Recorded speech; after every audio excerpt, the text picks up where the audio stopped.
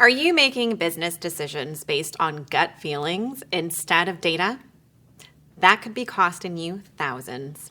In this week's tip, we'll talk about 5 key metrics that you can utilize to increase practice profits and efficiency.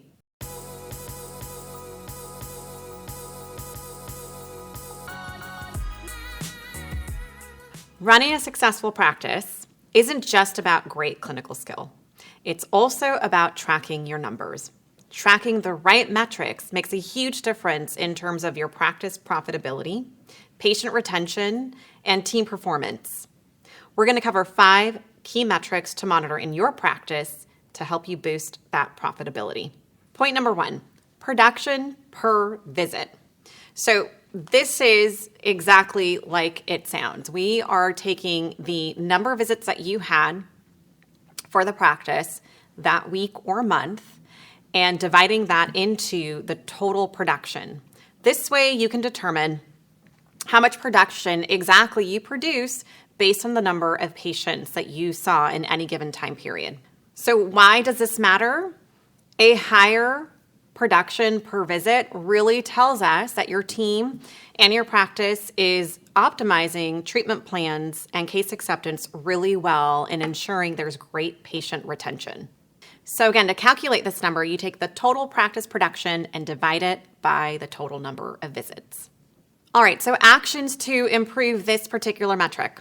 Number 1, you definitely want to ensure that your team is getting trained on case acceptance and ensuring they know how to properly present treatment so that patients do accept treatment and pay for that treatment in full. If you and your team really want to master case acceptance, I highly recommend you attend MGE's communication and sales workshops. I'll put a link in the description for you below.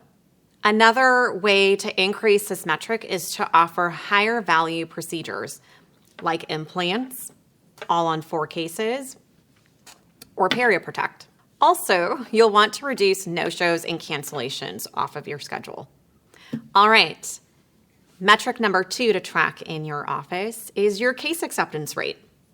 So obviously this metric is incredibly critical to the practice because it's telling you whether or not patients are saying yes to your diagnosis and presented treatment.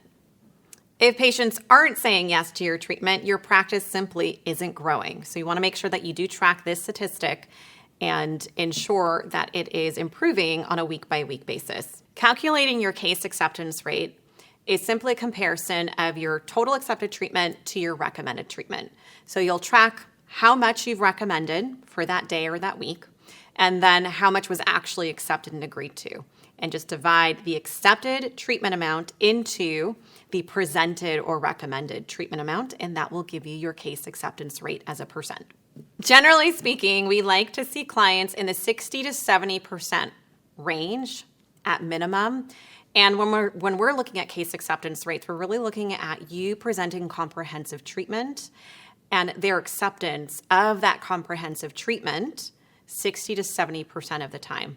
Oftentimes when doctors are looking at their case acceptance rate, they're really looking at, did the patient at least do something? Did they do, the first thing that I recommended, or at least handle the pain point that they came in for?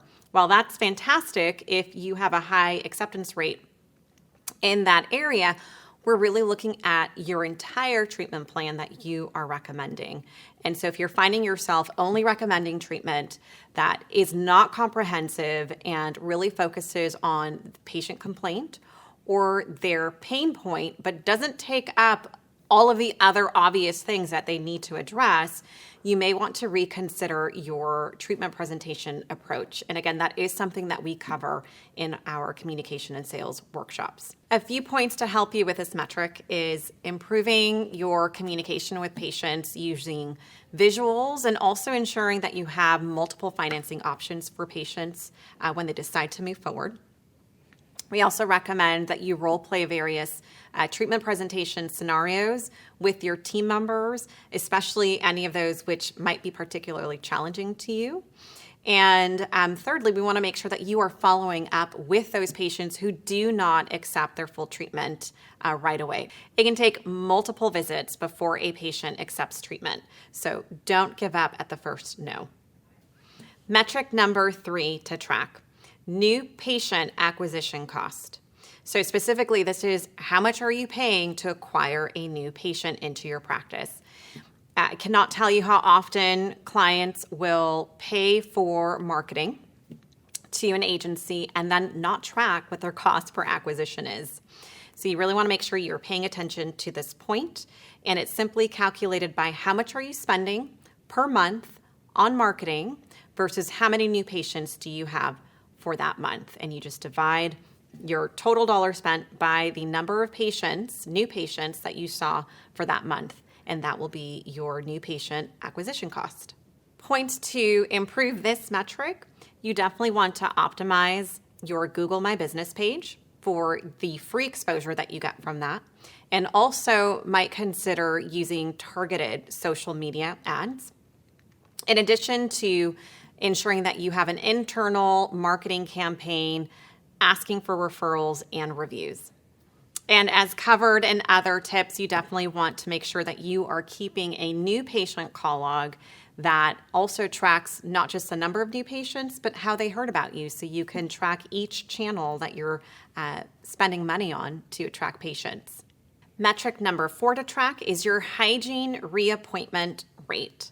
So this is how many people who are coming in through hygiene are setting up their next appointment. We want to make sure this is tracked, as all too often it is assumed that those patients who are coming in are already being reappointed at the front desk. But if we don't track this metric, it's all too easy for patients to fall between the cracks and leave without an appointment. The way to calculate this metric is to track the number of patients who have set their next hygiene appointment and divide that by the number of hygiene visits that were seen that week. Improving this metric is somewhat obvious. We want to make sure that your front desk is trained to book all people leaving the practice for their next hygiene appointment. Now, in some cases, there are common objections that patients will have, like, I don't know what my schedule is going to be in 6 months. Ensure they have a list of those objections and that you drill and role play on the handlings for each.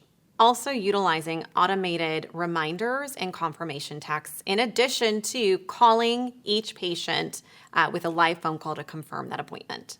And finally, practice metric number 5, your overhead percentage.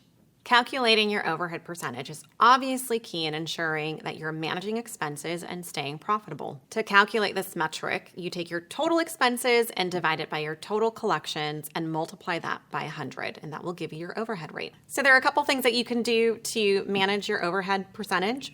One of them is reducing your expenses through your various vendors and suppliers, but also, more importantly, and what actually makes a bigger difference, is improving your case acceptance rate. The more you can have patients accept their full treatment, the higher your collections is going to be, and the lower your overhead as a percentage will be.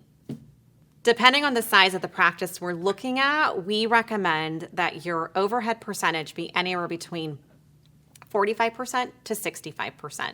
So again, that depends on the size of your practice, where you're located, how many staff you have, and how much you're producing and collecting on a monthly basis. Usually the smaller you are, the lower your overhead percentage, but also the less collections you are seeing as a result.